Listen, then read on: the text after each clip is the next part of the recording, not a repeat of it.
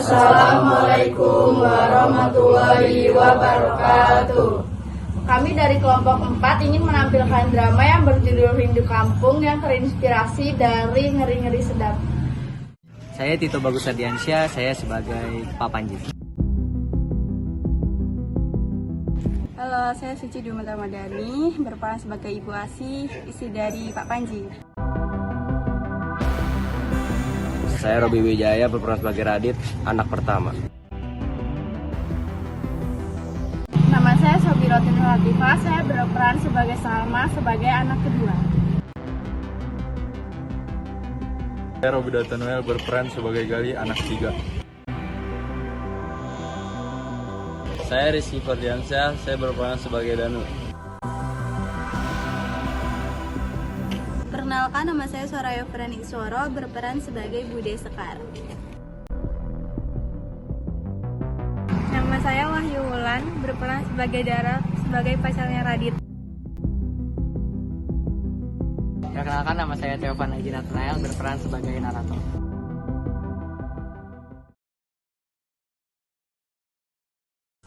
Pak Panji dan Bu Asih merupakan orang tua dari 4 orang anak, Salma, Radit, Danu, dan Gali.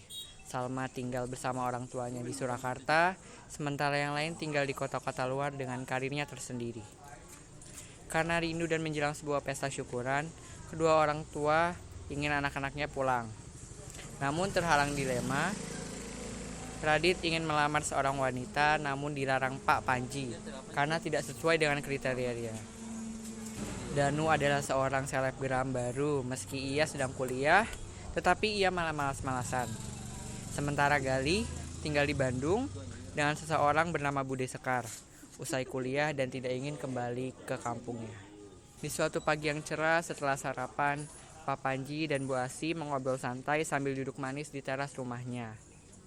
Terlintas pikiran khawatir akan anak-anaknya, kapan mereka bisa pulang secepatnya agar rasa rindu mereka terobati. Pak, Kiai, anak-anak kapan ya semua?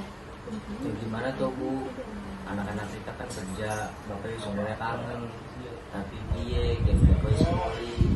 Iya ya Pak, kita pura-pura cerai saja dan mereka pada bisa mulai. Loh kamu ada-ada aja sih Bu, masih ide om Bu, masuk akal, dikit.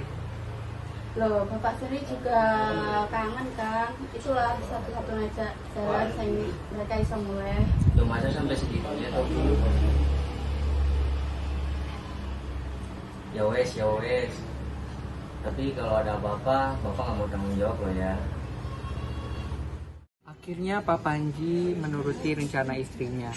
Walaupun sebenarnya ia tidak tega dengan anak-anaknya, tetapi ia sebetulnya juga sudah sangat rindu kepada anak mereka. Lalu pada malam harinya saat makan malam, Pak Panji dan Bu Asih mulai menjalankan rencananya dengan pura-pura membuat keributan di depan Salma.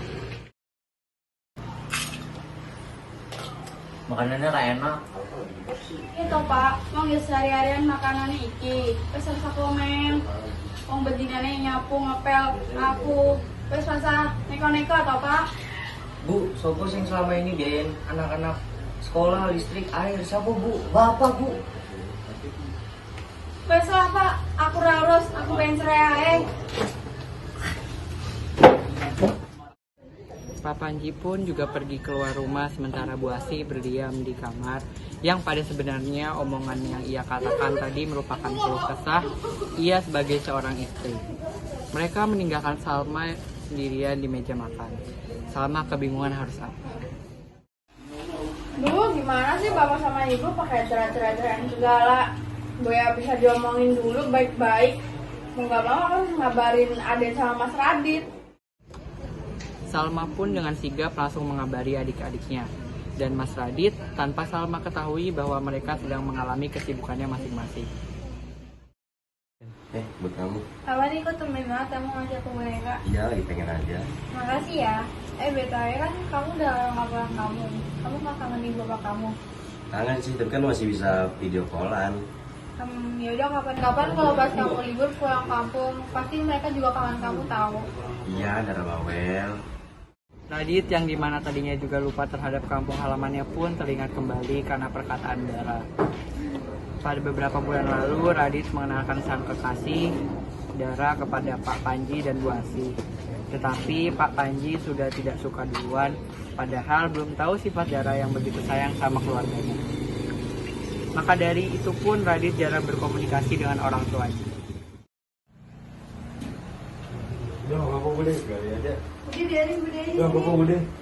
Gali malah senang bantuin Bude. Makasih ya Gali. Ya Bude, kalau dipikir-pikir, Gali kalau nggak ada Bude, kalau kalian lulus kuliah.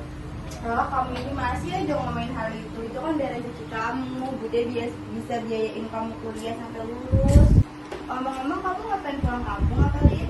Pengen sih Bude, kalau Gali ada kerja, lagian kan di sini Bude udah aku anggap ibu sendiri.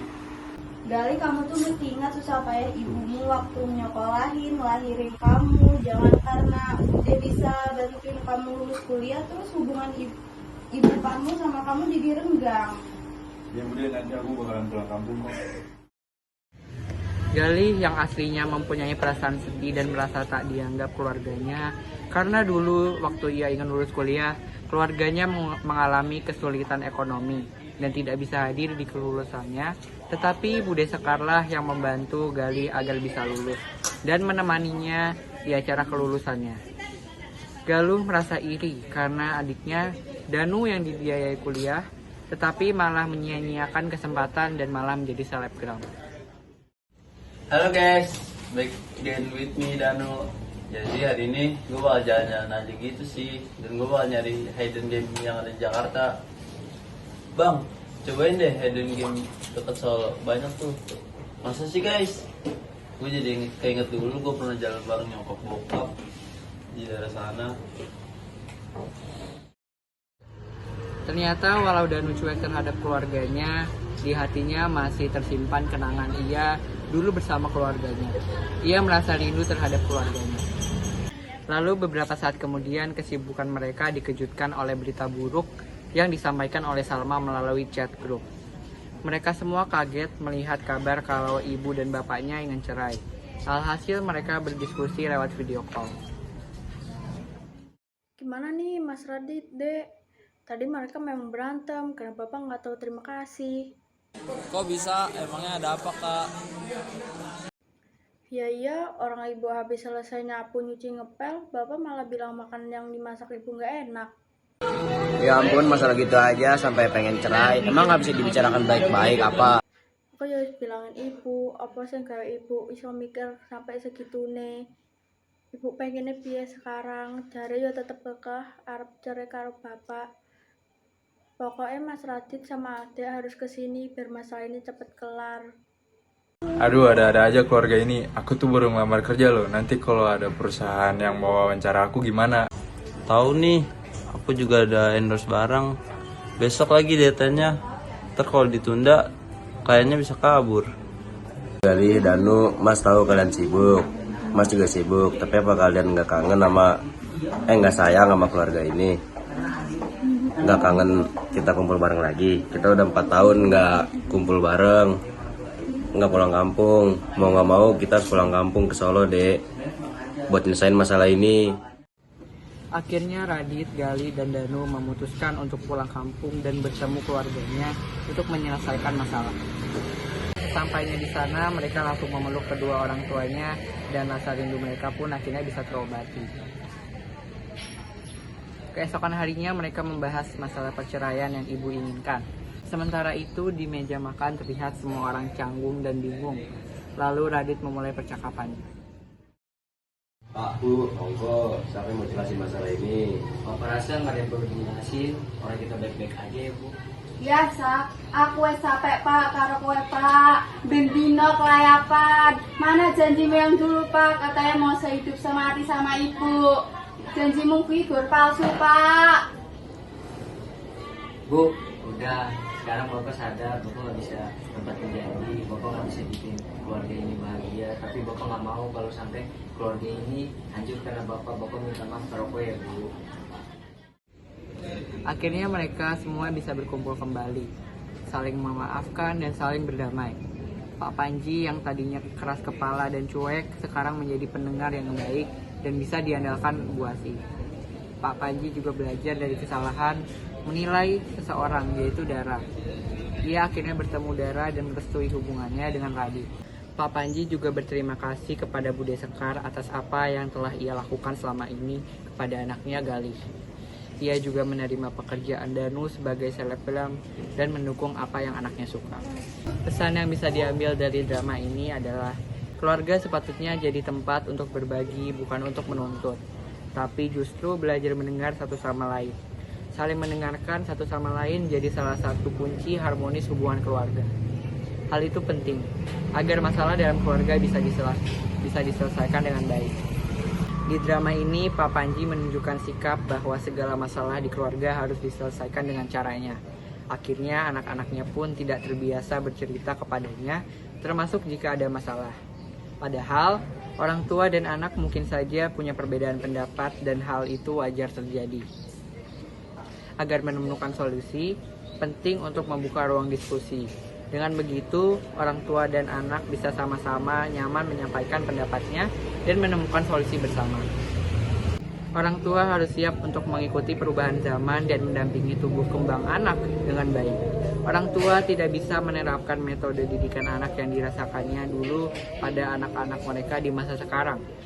Jangan sampai karena ketidaktahuan ini malah membuat anak jadi terlalu bebas atau malah merasa tertekan.